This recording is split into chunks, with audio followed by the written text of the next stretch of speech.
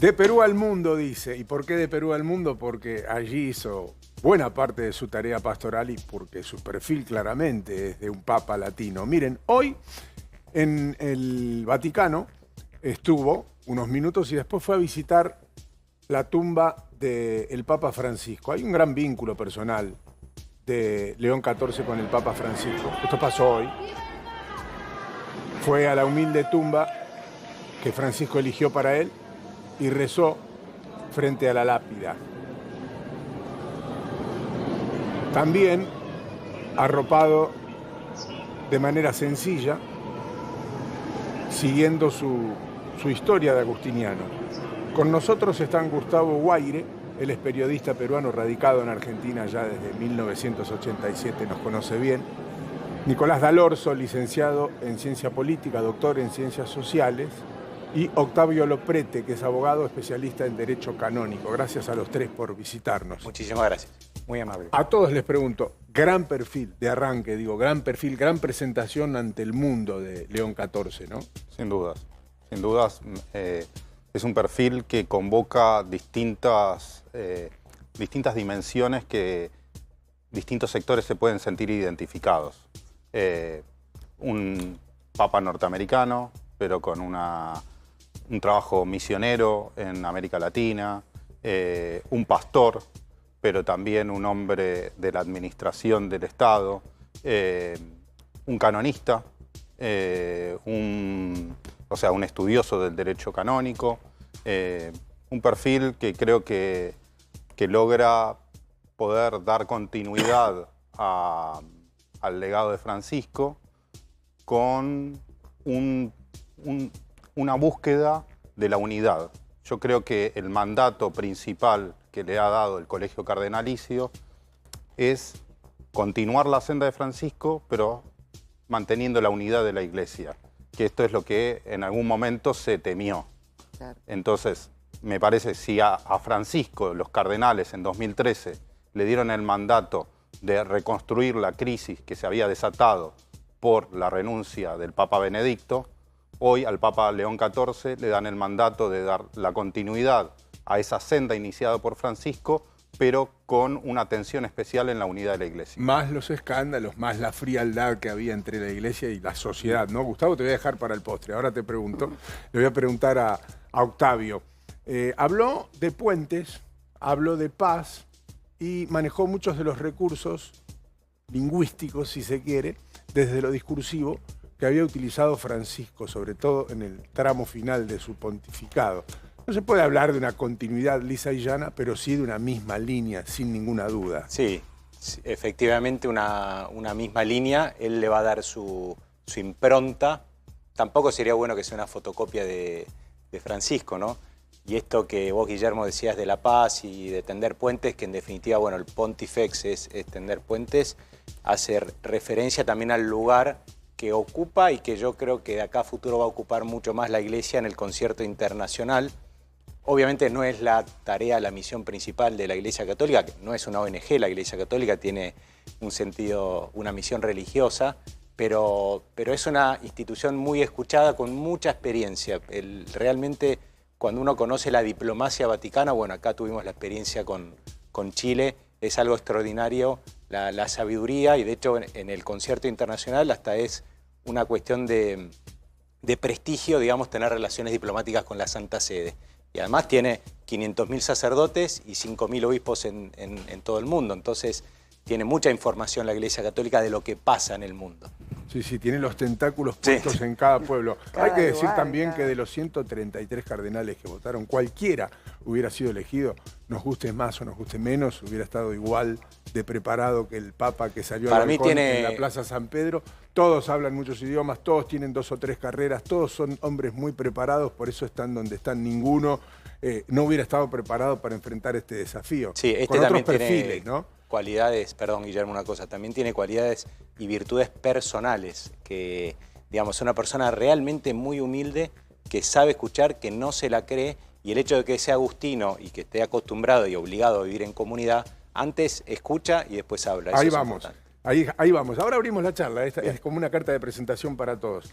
Gustavo es peruano, ¿cómo lo sintieron ustedes? Para ustedes es peruano y punto, se acabó. Tiene peruano, documento claro, peruano, ya listo. está. Creo que en el Perú todavía no terminamos de caer. Buenas tardes con todos. Qué lindo. Y creo que la celebración todavía no empieza.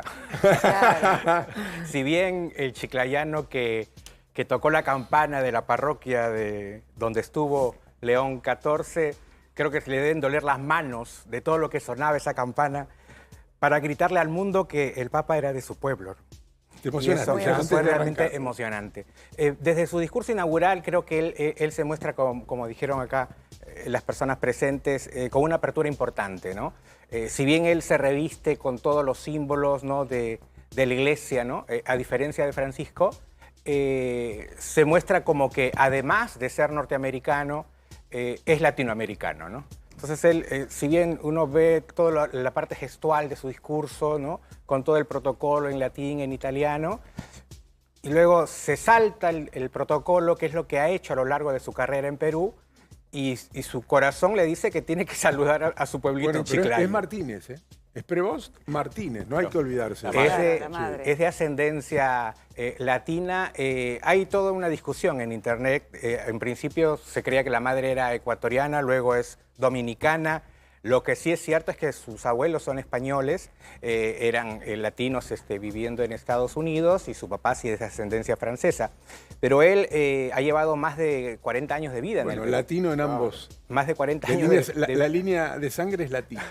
Y de hecho que él lo manifiesta todo el tiempo, ¿no? Lo manifiesta, él está orgulloso de haber sacado su DNI en el año 2015, él está feliz de mostrarle al mundo que come ceviche como cualquier peruano, que seguramente cordero. va a escuchar música peruana y va a mostrar seguramente muchos símbolos a lo largo de su pontificado relacionados con Latinoamérica. Y bueno, el milagro de las redes sociales ha hecho que seguramente muchos de nosotros lo veamos en diversas circunstancias que no son accidentales, sino que es su forma de ser, ¿no?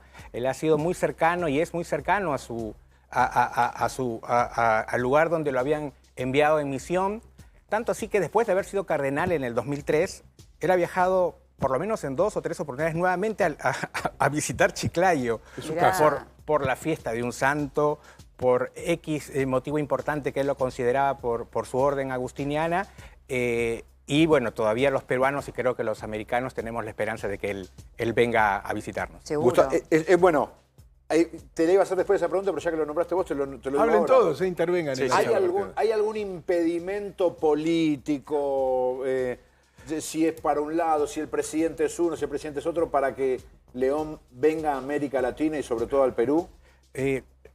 Los seres humanos, cuando llegamos, en la hipótesis de que alguno de nosotros fuera papa, creo que cambiaríamos nuestra óptica y toda nuestra vida. Se cambia el nombre, se cambia todo.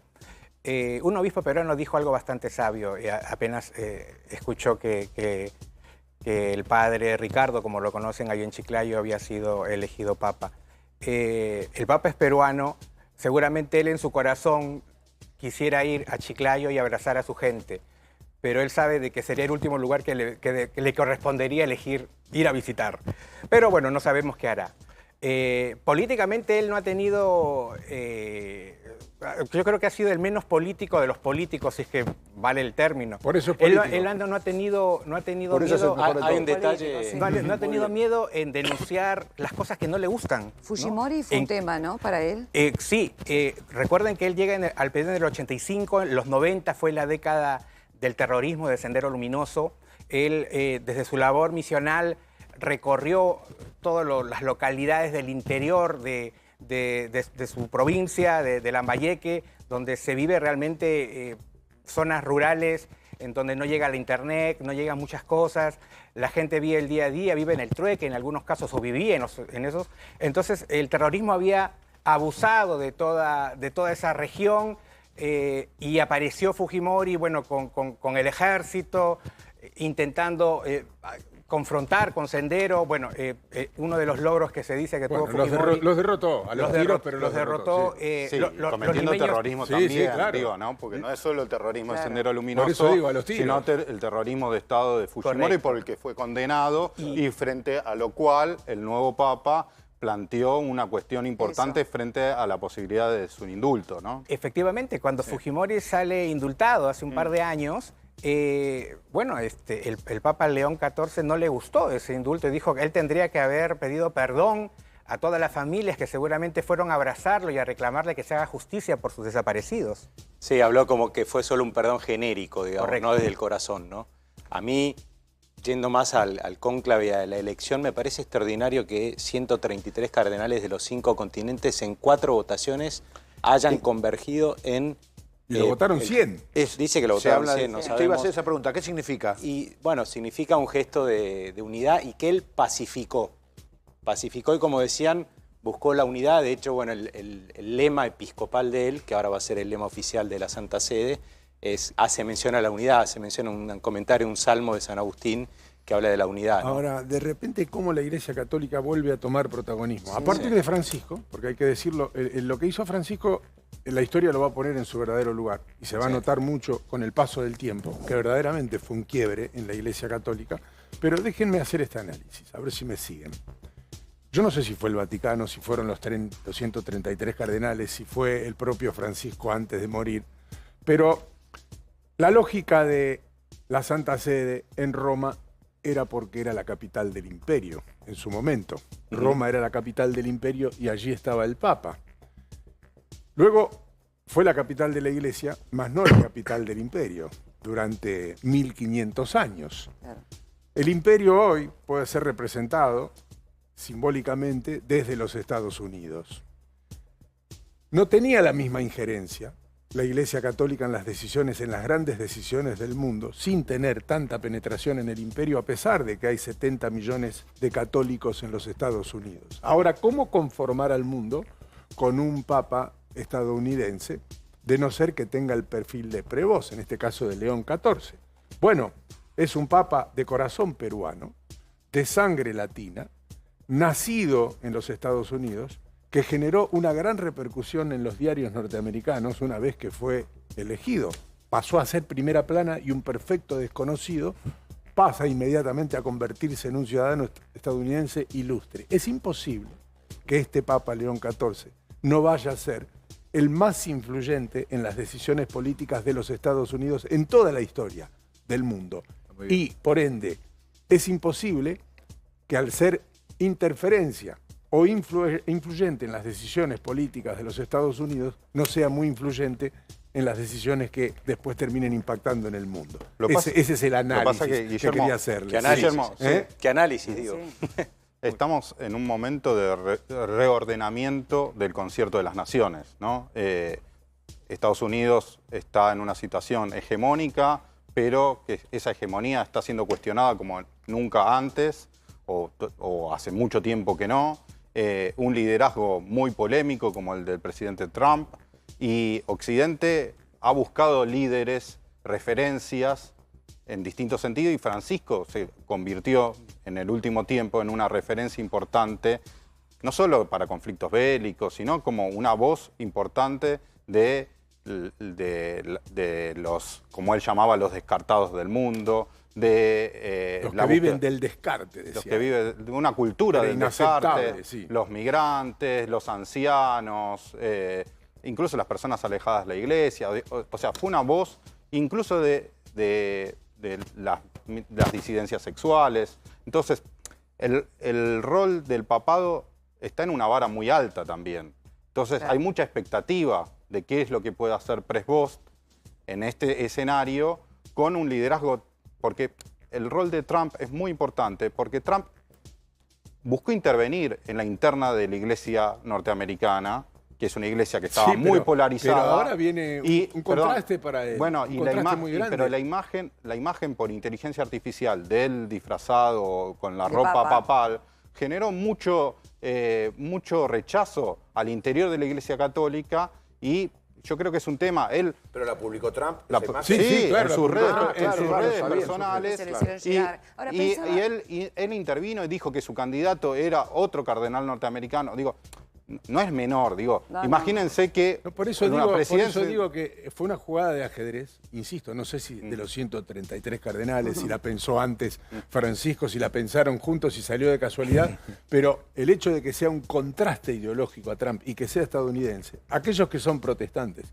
que son evangélicos en Estados Unidos, que no tenían a la figura del Papa como referencia, al ser estadounidense automáticamente lo toman como referencia. Estados Unidos va a vivir una situación similar a la que se vivió en Argentina, solo que lo que pasa en Argentina no impacta en el mundo, como sí impacta lo que pasa en el mundo. Pero la Iglesia lo que sucede en Católica... Estados Unidos. Dejemos que hablen todos un poco para abrir un poco el debate. de guerra también, ¿no? Porque digo, ¿cuál es en esto, siguiendo un poco tu línea, desde Estados Unidos, Trump, un contexto de guerra, Trump que quiere posicionarse como pacificador y tener un papa que justamente bogue también por la paz? ¿Esto puede influir en la política de Estados Unidos con respecto a la guerra al exterior? Minio va a polemizar. O sea, el hecho de que menos. polemice...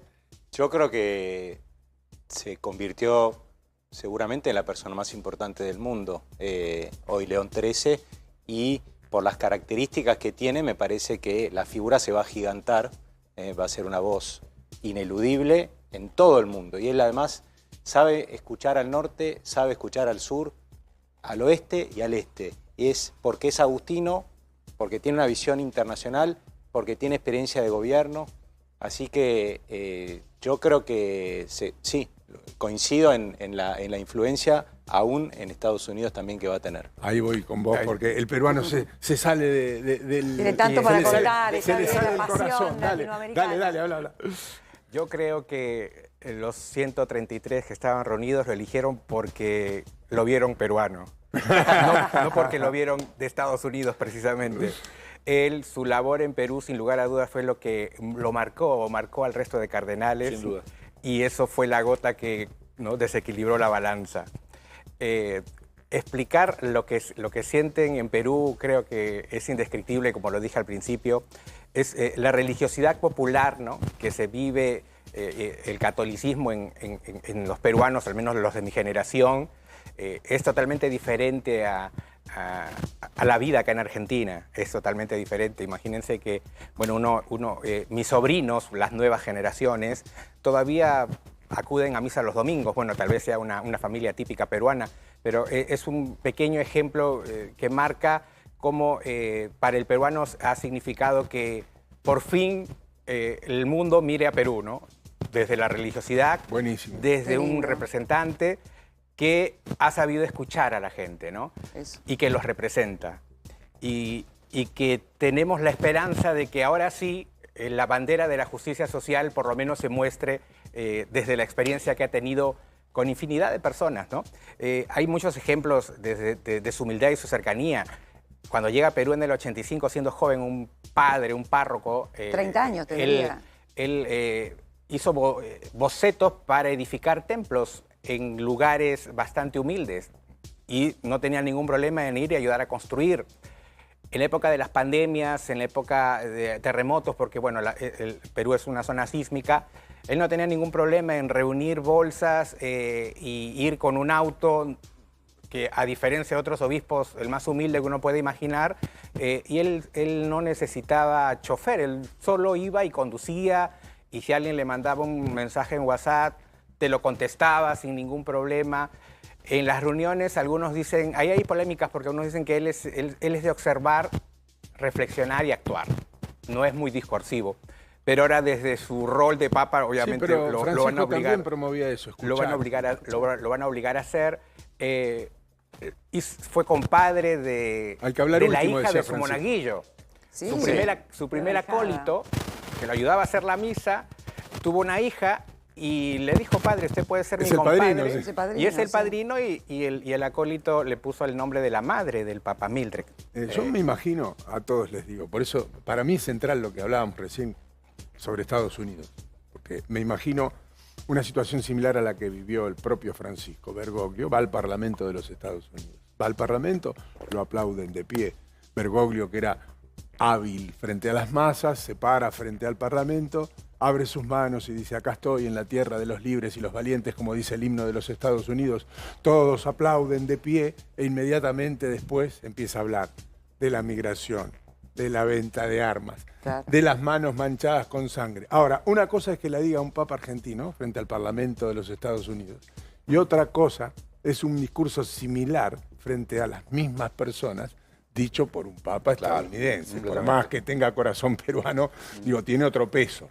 Tiene otro peso, que hable de venta de armas con dinero manchado con sangre, ¿no? Sí, aparte, una cosa quería como puntualizar de tu análisis que me parece importante, es que la religiosidad en Estados Unidos es muy importante. Si uno va a ver las encuestas que se hacen en todo el mundo, en los países desarrollados, la opinión pública de Estados Unidos es la única de los países desarrollados que dice que Dios y que la religión es una parte central de sus vidas.